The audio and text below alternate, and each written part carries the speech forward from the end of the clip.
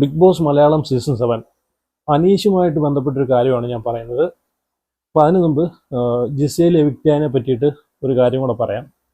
പുള്ളിക്കാരി നല്ല സ്ട്രോങ് ആയിട്ടുള്ളൊരു വ്യക്തിയാണ്. എന്ന് വെച്ചാൽ സ്ട്രോങ് എന്ന് പറഞ്ഞാൽ ബി ഒരു കാര്യം ഞാൻ പറയട്ടെ. ഇപ്പം ഈ ഫെയറും അൺഫെയറും പറയുന്ന ആൾക്കാരുടെ അടുത്ത് കാരണം ഞാനൊരു കാര്യം പറയാം. ബിഗ് ബോസിന് പറ്റിയൊരു മെറ്റീരിയൽ അല്ല ഈ പറയുന്നിട്ടുള്ള ജിസേൽ.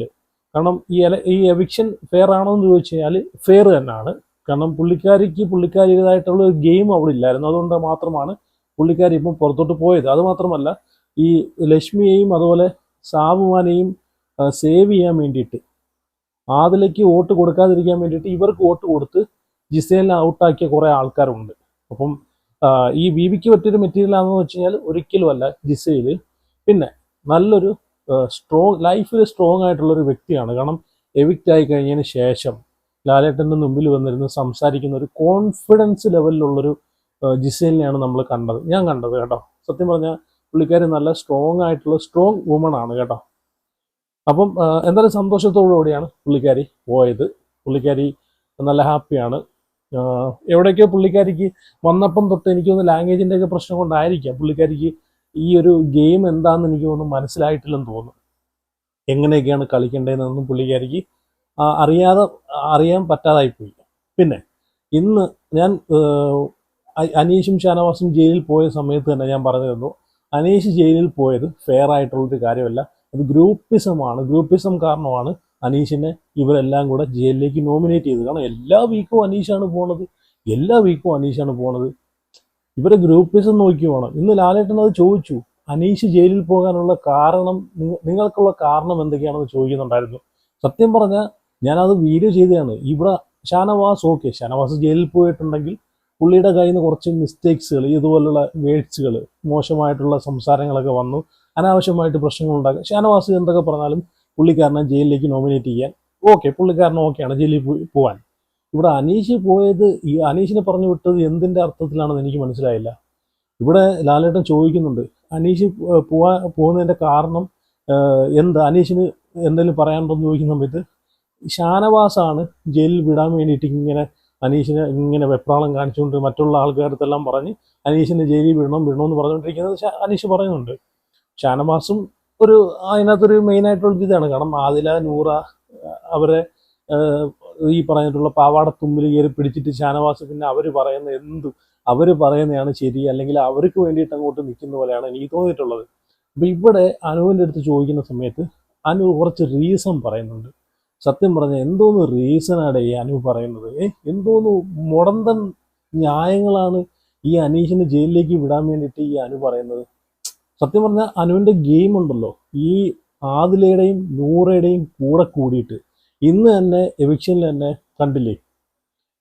ആദിലയ്ക്കെന്ന് പറഞ്ഞു കഴിഞ്ഞാൽ അവരൊരു ഗെയിമിൻ്റെ ഭാഗമായിട്ടാണ് ഈ അനുവിൻ്റെ അടുത്ത് ഒരു സ്നേഹം, ഒരു ഫ്രണ്ട്ഷിപ്പ് കാണിച്ചുകൊണ്ടിരിക്കുന്നത്. അല്ലാതെ ഒരു കുന്തവുമില്ല. കാരണം കഴിഞ്ഞ ദിവസത്തെ ലാലേട്ടൻ്റെ എപ്പിസോഡിൽ നമ്മൾ കണ്ടതാണ്, മറ്റേ കേക്ക് കൊടുത്തു വേണോ വേണ്ടതെന്ന് ചോദിക്കുന്ന സമയത്ത് കട്ട് ചെയ്ത് കൊടുത്തു വേണോ, അങ്ങനെയാണെങ്കിൽ ഞങ്ങളത് സ്റ്റോപ്പ് ചെയ്യുമെന്ന് പറയുന്ന സമയത്ത് ഞങ്ങൾക്ക് വേണം ലാലേട്ട, അവൾക്ക് വേണമെങ്കിൽ അവൾ കഴിക്കണ്ട, ഞങ്ങൾക്ക് വേണമെന്ന് പറഞ്ഞ് അങ്ങനെ പറയുന്നൊരു ഈ ആദിലയാണ് നമ്മൾ കണ്ടത്. എന്നിട്ട് ആദിലയുടെ ഫേസും കാര്യങ്ങളൊക്കെ നമ്മൾ കണ്ടതാണ്. അപ്പം അങ്ങനെ ഒരാളെ വീണ്ടും വീണ്ടും ഈ അനു കണ്ണടച്ച് വിശ്വസിച്ച് സപ്പോർട്ട് ചെയ്യുന്നത് എന്തിനാണെന്നാണ് ഞാൻ ആലോചിക്കുന്നത്. ആദിലയുടെ ഒരു ഗെയിമിൻ്റെ പ്ലാനായിട്ടാണ് അവിടെ ഈ അനുവായിട്ടുള്ളൊരു ഫ്രണ്ട്ഷിപ്പ് പിടിച്ചേക്കുന്നതാണ് എനിക്ക് തോന്നുന്നത്. ഇവിടെ എനിക്ക് ഒട്ടും ഇഷ്ടപ്പെടാതിരുന്നൊരു കാര്യം എന്ന് വെച്ച് കഴിഞ്ഞാൽ ലാലേട്ടൻ അനുവിൻ്റെ അടുത്ത് ചോദിക്കുവാണ്, എന്ത് കാരണത്താലാണ് അനീഷിനെ ജയിലിലേക്ക് പറഞ്ഞു വിട്ടതെന്ന് ചോദിക്കുമ്പോഴത്തേക്ക് അനുവിൻ്റെ കുറേ മുടന്ന്, ഞാൻ അതാ പറഞ്ഞത്, അവരുടെ ഈ ഒരു ഗ്രൂപ്പിലോട്ട് വീണ് കഴിഞ്ഞു അനു. അതുകൊണ്ടാണ് അനുവിന് ഈ ഓരോ വ്യക്തമായിട്ടുള്ള കാരണങ്ങളില്ല. ഇതൊക്കെ മുടന്ത ന്യായങ്ങളാണ് ഇപ്പം പറയുന്നത്. ആദിലയുടെയും നൂറയുടെയും ഗ്രൂപ്പിലേക്ക് വീണ് കഴിഞ്ഞു.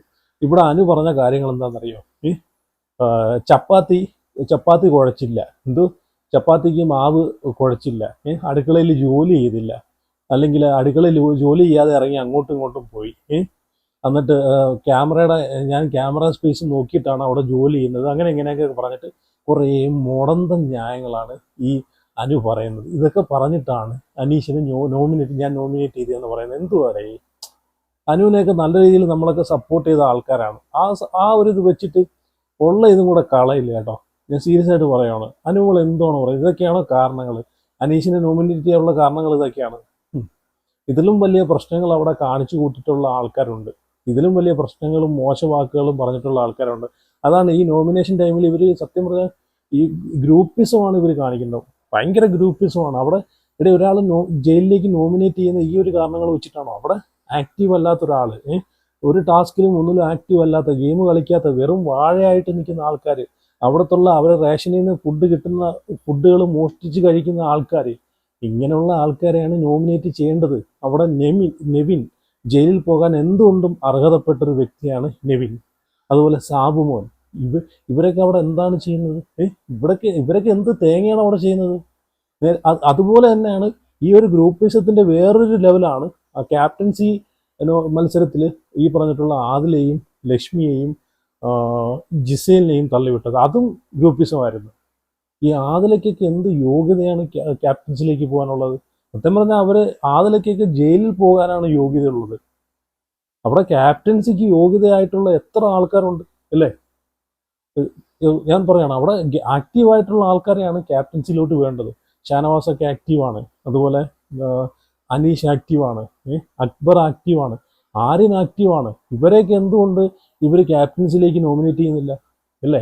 ഈ ക്യാപ്റ്റൻസിലേക്ക് ഞാൻ ഒരു കാര്യം പറയട്ടെ, ഒരു കുറച്ചുകൂടെ ആക്റ്റീവായിട്ട് വരാൻ വേണ്ടിയിട്ടാണ് ക്യാപ്റ്റൻസിലേക്ക് തള്ളിവിടുന്നതെന്നൊരു ഒരു സംസാരമുണ്ട്. ഈ ഒന്നുമല്ല, ഇവരെ ഒരു ക്യാപ്റ്റൻസി കിട്ടിക്കഴിഞ്ഞാൽ അടുത്തൊരു നോമിനേഷനിൽ നിന്ന് സേവ് ആയിട്ട് മുമ്പോട്ട് പോവാം. അതിനുള്ള ഐഡിയയിലാണ് ഈ വട്ടം ആദിലെ ക്യാപ്റ്റൻസിലോട്ട് തള്ളിവിട്ടതെന്നാണ് എനിക്ക് തോന്നുന്നത്. ജയിലിൽ വിടാതെ ക്യാപ്റ്റൻസിലോട്ട് മനഃപൂർവ്വം ഗ്രൂപ്പിസം കാണിച്ച് തള്ളിവിട്ടു. അത് അനുമോളും കൂടെ ചേർന്ന് ഉൾപ്പെടെ ചെയ്തൊരു വേല തന്നെയാണ്.